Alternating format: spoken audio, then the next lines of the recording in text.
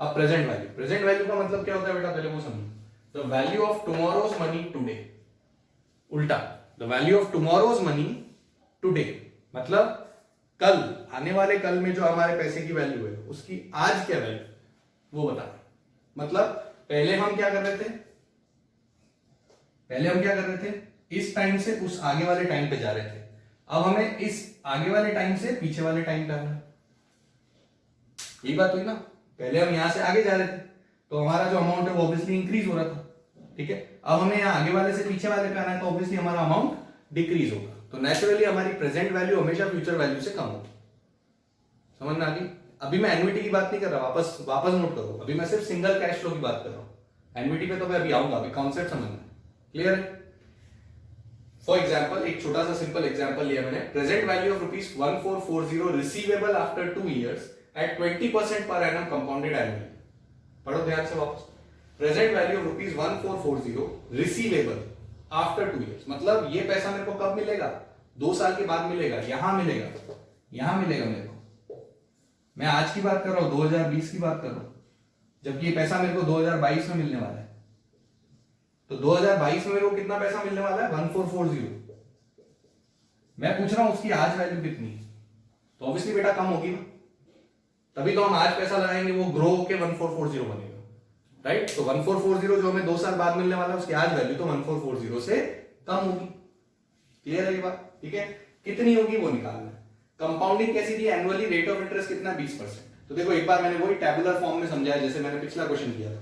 अब की बार क्या हुआ, फर्स्ट ईयर में व्हाट इज द इंटरेस्ट, कितनी रेट ऑफ इंटरेस्ट है, 20% यानी 0.2, ठीक है।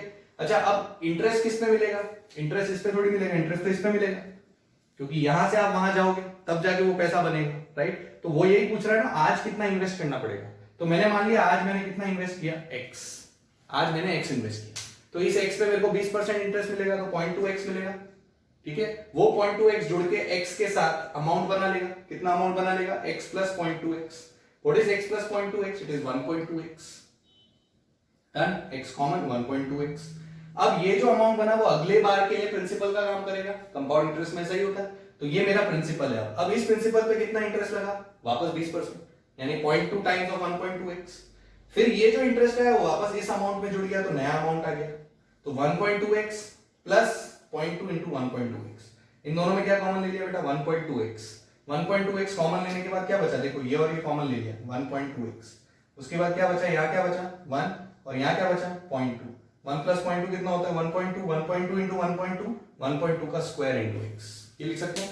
यानी ये मेरा ओवरऑल अमाउंट आ गया जो मेरे को 2022 में मिलेगा, लेकिन मेरे को पता है 2022 में कितना मिलेगा, 1440, तो ये इसके बराबर कर दिया। बराबर करने से x आ जाएगा ना मेरे पास 1440 डिवाइडेड बाय 1.2 का स्क्वायर, करके देख लो 1000 आता है कि नहीं आता है, ठीक है। तो इसको सॉल्व करने पे x 1000 आ गया। ऐसे नहीं करना है, मैं समझा रहा हूं आपको कि यहाँ पे कोई प्रेजेंट वैल्यू बोल के कोई नई चीज नहीं आती, कोई हवा क्रिएट नहीं होती, ठीक है। ये वही काम है जो हम पहले भी सीख चुके, क्लियर। ये खाली अभी तरीका समझा है, ये एक्चुअल लॉजिक है, राइट। अब इसी बात को बोलने का डायरेक्ट तरीका क्या हो सकता था, अगर तुम्हें याद हो तो यहां से यहां जाने में जब हमने फ्यूचर वैल्यू निकाली थी तो हमने मल्टीप्लाई किया था ना, किससे किया था, मान लो 20% इंटरेस्ट होता तो 1.2 का स्क्वायर मल्टीप्लाई करते, पहले साल 1.2, दूसरे साल 1.2, तो 1.2 का स्क्वायर मल्टीप्लाई करते। अब मेरे को वहां से यहां आना है, तो अगर यहां से वहां जाने में मल्टीप्लाई कर रहा हूं तो वहां से यहां आने में क्या करूंगा बेटा, डिवाइड करूंगा। तो इसलिए मैं यहां पे डायरेक्ट कर सकता था डिवाइडेड बाय 1.2 का स्क्वायर, और मेरा आंसर क्या आ जाता 1000, डायरेक्ट आ जाता। यही तो अल्टीमेटली यही तो किया है, 1440 को 1.2 का स्क्वायर से डिवाइड किया कि नहीं किया, तो आंसर आया ना। तो ये सब करने की जरूरत थी क्या, नहीं थी, डायरेक्ट कर सकता था, क्योंकि मैंने यहां से यहां निकाल दिया, तो यहां से यहां आने में उल्टा काम करना, क्लियर, पक्का। तो वहां से मैंने फॉर्मूला बनाया present value in a single cash flow. ये सिंगल कैश फ्लो की बात है, एक बार में पैसा 1440 मेरे को मिल रहा है और एक बार में पैसा मैंने 1000 रुपया लगाया, बार बार नहीं लगाया। एनविटी होगी तो क्या होगा, हर साल 1000 रुपये लगाऊंगा, ऐसा नहीं, एक बार लगा के छोड़ दिया, तो 2 साल बाद कितना मिल गया 1440। So what is the present value in a single cash flow, वापस वही अमाउंट वाला ही फॉर्मूला है, लेकिन इस बार अमाउंट क्या होता था तुम्हारा, p इंटू 1 प्लस आई की पावर है, यही होता था ना बेटा, अमाउंट ऑफ कंपाउंड इंटरेस्ट। इसमें ये a क्या बताता है, जो पैसा हमें n ईयर्स के बाद मिलेगा, तो ये तो हमने बोला था ना फ्यूचर वैल्यू बताता है, और ये पी क्या बताता है, जो पैसा आप आज लगा रहे हो, तो ये क्या बता रहा है, प्रेजेंट वैल्यू। तो कंपाउंड इंटरेस्ट में जो अमाउंट का फॉर्मूला है उसमें अमाउंट क्या दिखाता है, फ्यूचर वैल्यू, और प्रिंसिपल क्या दिखाता है, प्रेजेंट वैल्यू, क्योंकि प्रिंसिपल आप आज लगाते हो, अमाउंट आपको n ईयर्स के बाद मिलता है। क्लियर है, जो बाद में मिलेगा वो फ्यूचर वैल्यू, जो आज मिलेगा वो प्रेजेंट वैल्यू। क्लियर, पक्का। तो यहां से p की क्या वैल्यू आती है, a अपॉन 1 प्लस i की power n। So what is the formula for present value in a single cash flow, it is amount upon 1 plus i की पावर n। अमाउंट मतलब फ्यूचर वैल्यू, जो मेरे को n years के बाद मिलेगा। जैसे यहाँ पे n ईयर्स के बाद कितना मिल रहा है, तो ये मेरा अमाउंट हो गया। क्लियर है, so this is the form. Let's do a question on this.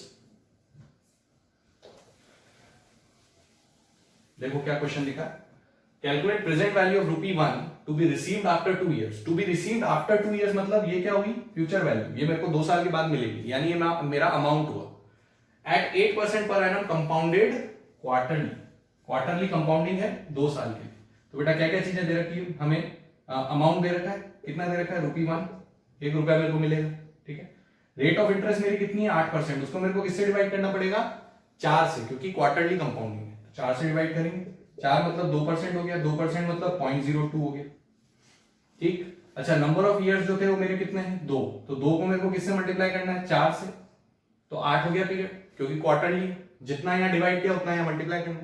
तीनों चीजें आ गई। अब प्रेजेंट वैल्यू का फॉर्मूला लगा दी, कितना है formula, a upon 1 plus i की पावर n। प्रेजेंट वैल्यू निकालने में डिवाइड करना है, फ्यूचर वैल्यू निकालने में मल्टीप्लाई करना है, इतनी सिंपल सी बात है। ठीक है, what is the amount, 1 plus 0.02 की पावर कितनी, 8, यानी 1 अपॉन 1.02 की पावर 8। ये जो भी आएगा वो मेरा आंसर होना चाहिए। जस्ट कैलकुलेट दिस, 1 अपॉन 1.02 की पावर 8 कितना आता है देखो। तो पहले तो तुम निकाल लो 1.02 की पावर 8,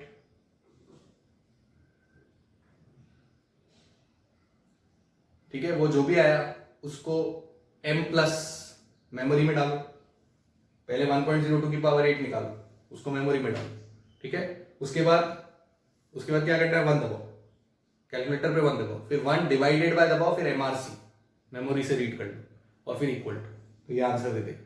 ऐसा मत करना, ये निकाल के पहले लिख ले, फिर 1 अपॉन दिस कर ले, उससे क्या होगा, एग्जैक्ट आंसर नहीं आएगा। राइट, तो यूज द मेमोरी फंक्शन। पहले आप नीचे वाला निकालो, उस पर m प्लस दबाओ, तो ये मेमोरी में चला जाएगा, फिर 1 दबाओ कैलकुलेटर पे, फिर डिवाइड बाय दबाओ, और फिर MRC दबाओ, तो ये रीड होके फिर इक्वल टू दबाओ, आंसर आ जाएगा। क्लियर है, okay, so just check, you get this answer, 1.02 की power 8। So see you get 0.853, ये आपका आंसर आता है 0.853, ये मेरा आंसर होना चाहिए। इसका मतलब इतना पैसा मैं आज लगाऊंगा तो 1 रुपया मुझे 2 साल के बाद मिलेगा। सो this is the present value. Got it, समझ आ गई यहां तक? ओके, फिर नेक्स्ट देखो बेटा, अभी तक हमने देखा सिंगल कैश फ्लो में फ्यूचर वैल्यू, प्रेजेंट वैल्यू। ठीक है, नाउ वील सी एनवीटी रेगुलर। एनवीटी रेगुलर में फ्यूचर वैल्यू कैसे निकालना है, कॉन्सेप्ट ध्यान में रखना दिमाग में, जो भी समझा है। कोई ये नहीं कि एनवीटी रेगुलर लिख दिया तो कोई नई चीज होने वाली, कॉन्सेप्ट वही रहेगा। ठीक है, इसका फॉर्मूला निकालने की कोशिश कर रहे हैं, कैसे आता है या कैसे कैलकुलेशन होती है। तो एनवीटी रेगुलर का मतलब याद है कि पेमेंट कब होगा, at the end of the period. ठीक है, तो मैंने मान लिया कि मैंने 3 साल के लिए 10% पर एनम पे पैसा लगाया, हर साल 1000 रुपए जमा कराना। एनवीटी मतलब हर साल सेम अमाउंट जमा कराना और फिक्स्ड इंटरवल में कराना है। तो हर एक साल के एंड पे मैं 1000 रुपया जमा कर रहा हूं। ठीक है, और 10% मेरे को उसका इंटरेस्ट मिलता है। क्लियर, कंपाउंडिंग एनुअल मान लेते हैं। अब अगर मैं ये बताऊं, कोशिश करूं निकालने की फ्यूचर वैल्यू कितनी होगी after 3 years, what will be the future value of this investment after 3 years. ठीक है, अब इसमें और पिछले सवाल में क्या फर्क है समझे। पिछले सवाल में 1000 एक ही बार जमा करा देते स्टार्टिंग में बस, तो फिर हमने कंपाउंड इंटरेस्ट का फॉर्मूला लगा दिया और अमाउंट निकाल दिया। अब की बार ऐसा नहीं, अब की बार क्या होगा, पहले साल के एंड में मैंने कितना जमा कराया, 1000, राइट, वो अब 1000 कॉर्पस में पड़ा रहेगा। फिर अगले साल के एंड में वापस में 1000 जमा कराऊंगा, वो कॉर्पस में जुड़ जाएगा, फिर उस पर भी इंटरेस्ट जुड़ेगा। ठीक है, फिर तीसरे साल के एंड में वापस 1000 जमा कराऊंगा, वो भी मेरा कॉर्पस में जुड़ जाएगा। तो हर बार यहाँ पे कॉर्पस बड़ा बनता जाता है। ठीक है, तो फ्यूचर वैल्यू अगर मेरे को 3 साल के बाद निकालनी है तो कैसे निकालेंगे, जैसे मैंने बोला at the end of year 1 1000 जमा कराया, at the end of year 2 1000 जमा कराया, at the end of year 3 1000। At the end क्यों बोल रहा हूं, क्योंकि एनवीटी रेगुलर है। एनवीटी ड्यू में क्या बोलूंगा, एट द बिगिनिंग, क्योंकि उसमें तो बिगिनिंग में जमा कराना पड़ता है, ठीक है। तो वहां पे मैंने बोला at the beginning of year 1000, at the beginning of year 2000, at the beginning of year 3000। फिर वहां भी मेरे को फ्यूचर वैल्यू निकालनी आफ्टर 3 इयर्स। दोनों का कंपैरेटिव देखोगे तो तुम्हें समझ में आ जाएगा और याद भी रह जाएगा, ठीक है। तो कंपैरेटिव ही देखेंगे दोनों को। अब ध्यान से समझो, future value of 3 after 3 years कितनी होगी?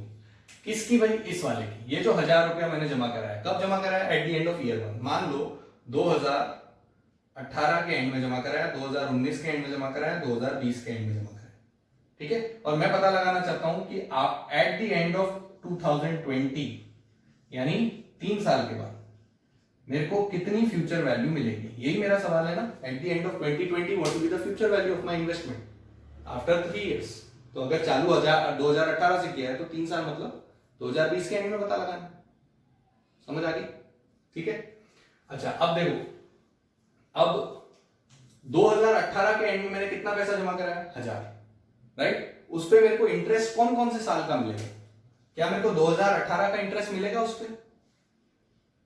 नहीं मिलेगा, क्योंकि मैंने एंड में जमा कराया। तो एंड में जमा कराया मतलब वो तो साल निकल गया, तो वो साल निकल गया, तो उस पे मेरे को 2018 का इंटरेस्ट नहीं मिलेगा। क्या मेरे को 2019 का इंटरेस्ट मिलेगा उस पे? मिलेगा, क्योंकि वो पैसा तो मेरा कॉर्पस में पड़ा होगा। तो ये जो 1000 रुपए, इसका इंटरेस्ट तो मेरे को मिलेगा डेफिनेटली 2019 में। क्या मेरे को इसका इंटरेस्ट 2020 में भी मिलेगा? बिल्कुल मिलेगा, क्योंकि ये तो मेरा पड़ा ही हुआ है ना अमाउंट। 2020 में भी उसका इंटरेस्ट मिलेगा। कितने साल इंटरेस्ट मिलेगा? 2 साल, राइट। अब आप एक बार के लिए ये 2 और 3 नंबर भूल जाओ, इन दोनों को एक बार के लिए भूल जाओ, खाली फर्स्ट पे कॉन्सेंट्रेट करो। तुम्हारे लिए फर्स्ट जो रो हुई वो सिंगल कैश फ्लो हो गया, बाकी 2 को अभी के लिए भूल जाओ। तो फर्स्ट वाली रो तुम्हारे लिए सिंगल कैश फ्लो हो गया, मतलब तुम इसको 3 अलग अलग इन्वेस्टमेंट मान लो। पहला इन्वेस्टमेंट तुमने 1000 रुपए डाल के छोड़ दिए, कितने साल इंटरेस्ट मिला उस पर? 2 साल, क्योंकि ये वाला साल के एंड में जमा कराया तो इस पे इंटरेस्ट नहीं मिलेगा। 2 साल तो इंटरेस्ट मिलेगा। अब याद करो 2 साल के बाद फ्यूचर वैल्यू कैसे निकालते थे? अमाउंट का फॉर्मूला लगाना था। क्या लगेगा? 1000 इंटू 1.1 का स्क्वायर लगेगा। कहां से आया 1.1? 1 प्लस 0.1। स्क्वायर क्यों आया? क्योंकि 2 साल के लिए इंटरेस्ट मिल रहा है। ये मत सोचना सर आपने आफ्टर 3 लिखा और 2 लिख दिया। बेटा आफ्टर 3 लिखा लेकिन इंटरेस्ट तो 2 साल के लिए मिल रहा है, क्योंकि मैं एंड में जमा करा रहा हूं। समझ में आई? तो इस साल का इंटरेस्ट नहीं मिल रहा, 2 साल का मिल रहा है, तो इसलिए पावर में 2 आएगा। याद है ये सिंगल कैश फ्लो में फॉर्मूला ये लिखा था ना हमने, अमाउंट का फॉर्मूला वही लिखा है, कोई नई चीज नहीं है, इसीलिए वो समझाया पहले। समझ आई बात? तो मेरे को पहला जो मैंने जमा कराया 1000 रुपए, उसमें मेरे को ये फ्यूचर वैल्यू मिली। अंडरस्टूड? नाउ अब सेकंड ईयर वाले पे आ जाओ। 2019 में तुमने पैसा जमा कराया एंड में, क्या तुम्हें उस पे 2018 का इंटरेस्ट मिलेगा? कैसे मिलेगा भाई? जमा ही नहीं कराया पैसा। क्या तुम्हें 2019 का इंटरेस्ट मिलेगा? नहीं मिलेगा, क्योंकि एंड में जमा कराया। तो 2019 भी निकल गया। 2020 का मिलेगा? मिलेगा। कितने साल का इंटरेस्ट मिला? 1 का। तो 1.1 की पावर 1 आएगा कि नहीं आएगा? इसको अलग देखना है, इसको अलग देखना है, इसको अलग देखना है, तीनों को अलग अलग इन्वेस्टमेंट मान लो, फिर लास्ट में तीनों को ऐड कर लेंगे। एक ही बात। समझ आई बात? तो इस 1000 पे मेरे को 1 साल का इंटरेस्ट मिला, तो 1.1 मल्टीप्लाई कर दिया। अब ये लास्ट वाला जो मैंने 2020 में जमा कराया, उस पर ऑब्वियसली मेरे को इसका इंटरेस्ट नहीं मिलेगा, इसका भी इंटरेस्ट नहीं मिलेगा, और इसका भी इंटरेस्ट नहीं मिलेगा, क्योंकि मैंने 2020 के एंड में ही जमा कराया। तो फिर इंटरेस्ट क्यों मिलेगा? वो तो ऐसा हो गया कि भाई आपने लास्ट में जमा कराया, फिर लास्ट में उसी को निकाल लिया, तो उसको कोई इंटरेस्ट नहीं मिलेगा। ठीक है। तो इसका मतलब ये जितना अमाउंट आपने जमा कराया वो उतना ही अमाउंट आपको एट द एंड में मिलेगा। तो इसलिए ये 1000 ही मिला। ये 3 बातें समझ में आई? क्लियर? अब अगर मैं इन तीनों को ऐड कर लूंगा तो मेरे फ्यूचर वैल्यू ऑफ इन्वेस्टमेंट आ जाएगी टोटल। ठीक है, तो वो मैंने ऐड कर लिया। देखो ये इसको कैलकुलेट करो, 1210 आता है, 1210, ये 1100 और ये 1000, तीनों को ऐड किया, क्या आंसर आया? 3310। So what is the answer of this question? It is 3310. This will be the future value of my investment. Question नहीं, मतलब इसको कॉन्सेप्ट की तरह समझना था, लेकिन इसका मेरे को आंसर क्या मिलेगा कि अगर मैं 1000 3 किस्तों में 3 साल तक जमा कराता हूं 10% पर एनम पे, तो फ्यूचर वैल्यू कितनी होगी? 3310। आई बात समझ में? वहां से हमने इसका फॉर्मूला बनाया। ठीक है, derivation is not important, alright, because वो सीरीज है। अगर तुम इसको ध्यान से देखोगे तो ये जीपी बनेगी, राइट। तो अगर आपको जीपी का सम याद है तो जीपी के सम से इसको निकाल सकते हो, बट जरूरत नहीं है, आप डायरेक्टली ये फॉर्मूला याद रखना। फ्यूचर वैल्यू का क्या फॉर्मूला है? a 1 प्लस आई की power n minus 1 upon I. और अगर ये भूल जाओ और अगर नंबर ऑफ ईयर्स कम हो तो ऐसे निकाल लेना, लेकिन यही नंबर ऑफ ईयर्स 10-12 होंगे तो फिर ऐसे निकालने में बहुत समय लगेगा, इसलिए फॉर्मूला याद होना जरूरी है। ठीक है, लेकिन आया कैसे वो भी दिमाग में होना चाहिए, ताकि अगर फॉर्मूला भूल भी जाए तो डिराइव भी कर सकते हैं और वरना ऐसे सॉल्व भी कर सकते हैं। क्लियर है? सो a 1 प्लस आई की power n minus 1 upon I, this is the formula for future value of NVT regular. समझ आ गई? अच्छे से याद कर लेना इसको। तो अब जरा देख ले भाई कि इस फॉर्मूले से भी ये आंसर आ जाता कि नहीं आ जाता। जैसे मेरा सवाल क्या था, सवाल था कि भाई एन्युटी अमाउंट कितना है 1000। ये ए क्या है यहाँ पे, what is a is the annuity amount. Okay, अब के बाद अब से आगे जब भी मैं बोलूंगा ए, मतलब ए का मतलब एन्युटी अमाउंट है। ठीक है, आई वही रेट ऑफ इंटरेस्ट, एन वही है नंबर ऑफ पीरियड्स, और एफ क्या है फ्यूचर वैल्यू, बाकी सब अमाउंट वो सब बाकी सब symbol same. A is the annuity amount. Clear है? तो यहाँ पे इस सवाल में मेरा एन्युटी अमाउंट कितना है 1000, हर बार मैं 1000 जमा करा, 3000 नहीं 1000। एन्युटी तो हर बार जमा होती है ना, तो उसको ऐड थोड़ी करते हैं, वो तो अपने आप में एक इंडिविजुअल क्वांटिटी। एन्युटी बोलने का मतलब ही हो गया कि हर बार 1000 जमा करा। ठीक है, तो एन्युटी कितना हुआ 1000, रेट ऑफ इंटरेस्ट कितना हुआ 0.1, और नंबर ऑफ इयर्स कितने हुए 3। ये तीन वैल्यूज है मेरे पास, इनको उठा के यहाँ रख दूं, right. So let us check. तो इसको मैंने रखा 1000 इंटू 1 प्लस 0.1, यानी 1.1 की पावर कितनी 3 माइनस 1 अपॉन कितना 0.1, आई मतलब 0.1। क्लियर है बेटा? इसको एक बार फटाफट निकाल के देखो कैलकुलेटर पे क्या है। ट्राई ये करना ही चाहिए तुम्हें, क्योंकि बार बार ऐसी ही कैलकुलेशन तुम्हें करनी पड़ेगी एग्जाम में। तो 1.1 का क्यूब करो पहले, हमेशा पहले पावर वाली चीजें पहले निकाल लिया करो। ये कर लिया, इसमें से 1 घटा दिया, ये आ गया। फिर इंटू 1000 कर लो, तो इंटू 1000 कर लिया। फिर डिवाइडेड बाय 0.1 कर लो, तो डिवाइडेड बाय 0.1 कर लिया। 3310 आया कि नहीं बेटा? Are you getting the same answer? Yes. तो ये करने की जरूरत नहीं थी ना, कि directly apply the formula. Understood? So this is future value of annuity regular. अब अगर इसको एन्युटी ड्यू से कंपेयर करें, पहले अच्छे से इसको समझ लो, फिर इस पोर्शन पे आओ। ठीक है, अब अगर एन्युटी ड्यू को समझे ढंग से, एन्युटी ड्यू में और एन्युटी रेगुलर में फर्क क्या है? यहाँ पे हर साल के एंड में हम पैसा जमा करा रहे थे, अब हम हर साल की बिगिनिंग में पैसा जमा करा, यही फर्क है। ठीक है, तो यही जो कंपेरेटिव यहां लिया था, सेम यहां ले लेता हूं। 2018, 2019 और 2020, यही 3 साल है। इसमें देखना है भी किस किस में कौन से साल का इंटरेस्ट मेरे को मिलेगा। ठीक है, और मेरे को यही निकालना है at the end of 2020 future value कितनी होगी। सेम सवाल है मेरा। ठीक है, अब जरा देखते हैं, वही same rate of interest, everything is same. मैंने साल 2018 के बिगिनिंग में 1000 रुपया जमा कराया, 2019 के बिगिनिंग में 1000 जमा कराया, 2020 के बिगिनिंग में 1000 जमा कराया। मेरे को बताना है 2020 के एंड में, आफ्टर 2020 के एंड में मेरा फ्यूचर वैल्यू कितना हो, यही बताना। सवाल मेरा सेम है दोनों ही केस में, at the end of 2020 what will be my future value. ठीक है, तो अब बेटा देखो, जो पैसा मैंने 2018 की बिगिनिंग में जमा कराया, क्या मेरे को उस पे 2018 का इंटरेस्ट मिलेगा? मिलेगा भाई, बिगिनिंग में जमा कराया तो 2018 का इंटरेस्ट मिलेगा, 19 का ऑब्वियसली मिलेगा, 20 का भी मिलेगा, क्योंकि वो तो अब एक बार जमा करा दिया, उसके बाद पड़ा हुआ है कॉर्पस में, तो उस पे इंटरेस्ट मेरे को हर साल का मिलेगा। तो कितने साल का इंटरेस्ट मिला इस पे? 3 साल का। तो इसलिए जब मैं इसकी फ्यूचर वैल्यू कैलकुलेट करूंगा तो 1.1 की पावर 3 आएगा कि नहीं आएगा? जैसे यहां 2 आया था क्योंकि 2 साल का इंटरेस्ट था, अब 3 साल का इंटरेस्ट है तो पावर 3 आएगी। Got it? अब 2019 के बिगिनिंग में जो मैं पैसा जमा करा रहा हूं उस पे 2018 का इंटरेस्ट तो आ ही नहीं सकता।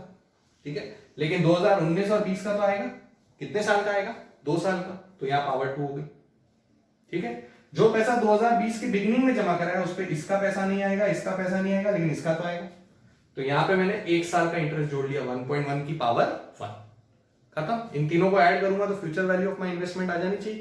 तो इन तीनों को मैंने ऐड कर लिया। ये 1331 है, कैलकुलेट कर लो, 1331, ये 1210 और ये 1100। ये देखो तीनों को जोड़ा, क्या आंसर आया बेटा? 3641। यानी वहां पे जो फ्यूचर वैल्यू आई वो इस वाली फ्यूचर वैल्यू से ज्यादा आई। क्यों आई वो समझ सक रहे हो? क्योंकि हर साल मेरे को 1 साल का इंटरेस्ट ज्यादा मिला, हर एन्युटी अमाउंट पे 1 साल का इंटरेस्ट ज्यादा मिला। जैसे यहां पे कितने साल का इंटरेस्ट मिला था? 2 साल का, यहां पे 1 साल का, यहां पे 0 साल का, यहां पे 3 साल का, यहां पे 2 साल का, यहां पे 1 साल का। हर बार 1 साल एक्स्ट्रा इंटरेस्ट मिल रहा है, तो ऑब्वियसली ओवरऑल इंटरेस्ट तो बढ़ेगा ही बढ़ेगा। ठीक है, तो अब अगर तुम इन दोनों की वर्किंग में फर्क देखोगे, और एक चीज और ऑब्जर्व करो, यहां क्या आंसर आया था? 3310, यहां क्या आंसर आया? 3641। अगर मैं 3310 का 10% निकालूं, 10% क्यों बोल रहा हूं? क्योंकि रेट ऑफ इंटरेस्ट मेरी 10%, अगर मैं 3310 का 10% निकालूं, 10% तो आसान होता है ना, एक पॉइंट शिफ्ट करना होता है, तो 0 से यहाँ पॉइंट शिफ्ट करूंगा तो 331 आएगा कि नहीं आएगा? 0 से एक पॉइंट अगर शिफ्ट करूंगा तो 331 आएगा। तो अगर मैं 3310 का 10% निकालता तो 331 आता। अगर मैं इसको इसमें जोड़ दूं, 331 को 3310 में जोड़ दूं तो क्या वो आ जाता है? इसमें ये जोड़ दूं तो ये आ जाता है कि नहीं? 3641 आ जाता है। कैसे आ जाता है? ये कोई जादू थोड़ी हुआ। क्यों हुआ ऐसा? ऑब्वियसली क्योंकि आपने हर बार एक पावर ही तो बढ़ाई है। ध्यान से देखो, इसको देखो और उसको देखो, तुमने खाली हर बार एक पावर 1.1 की बढ़ाई है। इसका मतलब ओवरऑल आंसर को भी तो 1.1 से मल्टीप्लाई कर सकते हैं।